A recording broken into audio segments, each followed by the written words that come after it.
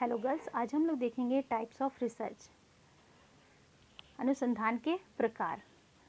अनुसंधान के प्रकार कई प्रकार होते हैं, उनमें से कुछ इस तरह से हैं। On the basis of objective of research, उद्देश्य के आधार पर रिसर्च के प्रकार। On the basis of nature of process and method used. Third is on the basis of attributes. Fourth is on the basis of approach of research, and fifth is on the basis of nature of findings.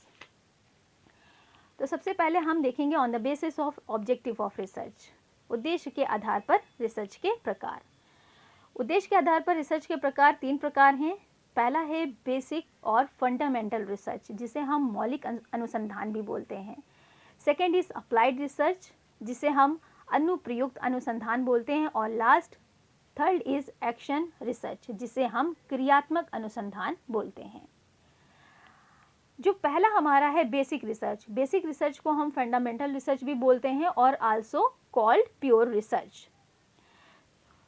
सो आपका basic research and pure research और fundamental research has the scientific research aim to improve scientific theories for improved understanding or prediction of natural or other phenomena. And applied research क्या है? Applied research is a methodology used to solve a scientific practical issues affecting an individual or group. These scientific methods or of study and research is used in business, medicines and education in order to find solution that may improve health, solve scientific problems or develop new technology.